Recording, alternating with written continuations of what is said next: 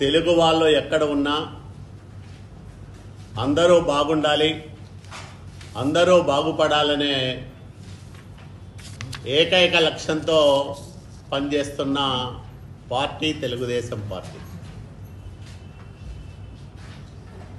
హైదరాబాద్ నగరం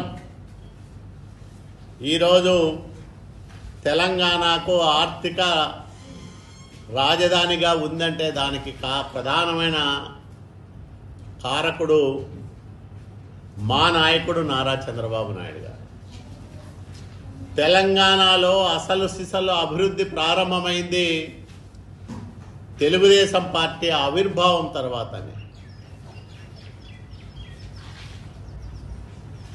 దొరల తెలంగాణను ప్రజల తెలంగాణగా మార్చిన ఘనత తెలుగుదేశం పార్టీకే దక్కుతుంది.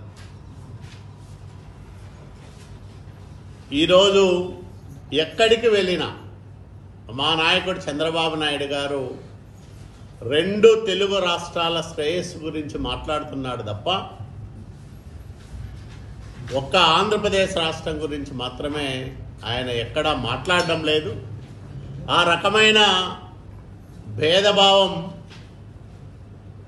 తెలుగుదేశం పార్టీకి కానీ చంద్రబాబు నాయుడు గారికి కానీ లేనే లేదు.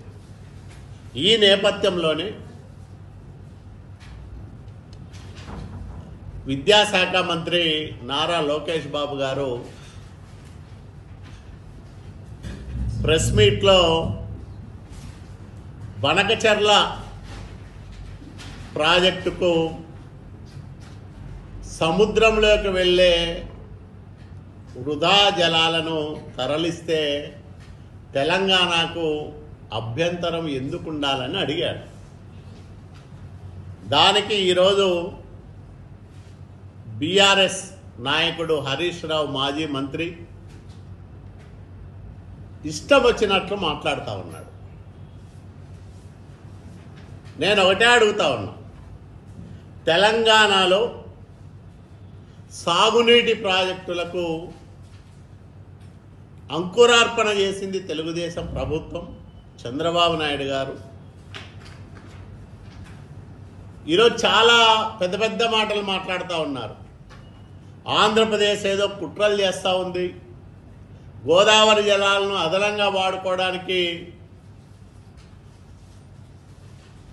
రేవంత్ రెడ్డి గారితో కలిసి ఏదో లోపాయికారిగా మాట్లాడుకుంటున్నారని చెప్పడం అనేది హరీష్ రావు తన స్థాయిని దిగజార్చుకోవడం తప్ప మరొకటి కాదు. రాష్ట్రంలో బీఆర్ఎస్ నాయకుల్లో అతను కూడా ఒక ప్రముఖ వ్యక్తి. అట్లాంటి వ్యక్తి నోటి నుంచి చిల్లర మాటలు రావడం తెలంగాణ సమాజాన్ని కూడా జీర్ణం కాని విషయం. తెలంగాణ సమాజం కూడా ఇట్లాంటి చౌకబారు విమర్శల్ని అంగీకరించదు. అందరూ బాగుండాలని కోరుకునే వాళ్ళు తెలంగాణ వాసులు.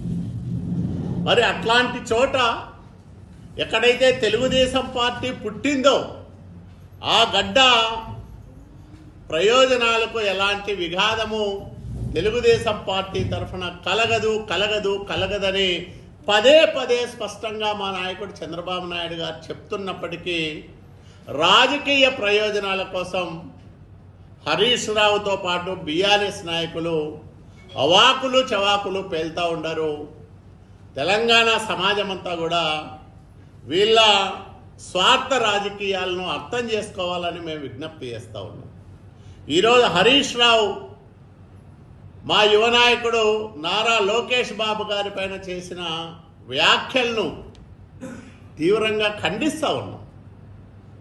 అవగాహన లేదని, కుట్రలు చేస్తూ ఉన్నారని ఇట్లాంటి మాటలు హరీష్ రావు నోటి వెంట రావడం అత్యంత దుర్మార్గం, బాధాకరం. ఏదో గురువు శిష్యులు చంద్రబాబు నాయుడు గారు, రేవంత్ రెడ్డి గారు గురువు శిష్యులని కామెంట్ చేస్తూ ఉన్నారు.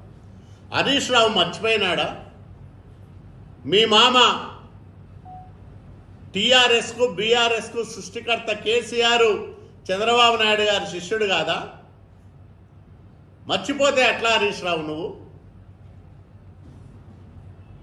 రేవంత్ రెడ్డి గారి కంటే ముందే కేసీఆర్ గారు చంద్రబాబు నాయుడు గారికి శిష్యుడు కాదా? చంద్రబాబు నాయుడు గారి ఆశీస్సులతో అండదండలతో రాజకీయంగా ఎదిగిన వ్యక్తి కాదా? ఈరోజు నువ్వు అవాకులు చవాకులు మాట్లాడతావా? అసలు గోదావరి జలాల్లో ప్రతి ఏటా సగటున 3000 టీఎంసీల నీరు సముద్రం పాలవుతా ఉంది. ఆ సముద్రం పాలయ్యే నీటిలో